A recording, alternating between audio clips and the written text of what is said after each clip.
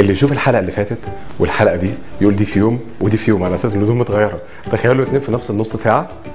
انا بس يا دوب خلصت الحلقه الاولانيه وفتحت دولاب ضخم جدا مليان هدوم انا جايبه عشان معايا فلوس وكده، وبعدين غيرت ولبست القميص ده، وممكن في نص الحلقه اروح اغير والبس هدوم ثانيه. ماني يعني في سيوله، في نسبه فيوز عاليه، في انتوا بتبصوا، في فلوس بتيجي، فانا عمال بقى ايه يعني اغير بقى في الشيرتس. لو جه حد مثلا قال الجمله دي النطق الايجيبشن بتاعها يعني العادي كول مي فروم 4 تو 11.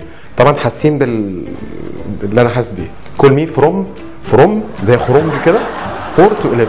واحد يقول لي طب ما تتريقش علمنا. حاضر ايزي اوكي. انت لو ظبطت ال والاو والار مش هتعمل كده في نفسك وفي المجتمع. ال غليظه مفخمه اوكي، ما اسمهاش ال زي قله ادب، اسمها ال اوكي. زي عندك مثلا يتصل كول كره بول اوكي، فبتيجي تقولها call me. ال ظبطت الدنيا كلها، مش call me. بعدين عندنا الاو لما تتحط في حرف جر مش في كلمه اساسيه، يعني في اداه كده صغيره تنطق ضعيفه جدا. from هو لوحده from مش فروم زي خرنج اوكي. يبقى عندنا from 4 الار بتبقى لدغه ار مش فور زي الشنيور اوكي.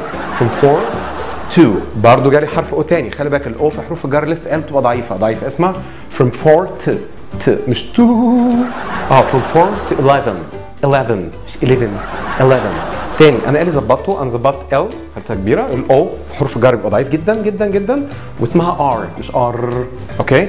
يبقى هتتحول بقدره قادر من call me from 4 to 11 الى call me from 4 to 11 to 11 اوكي.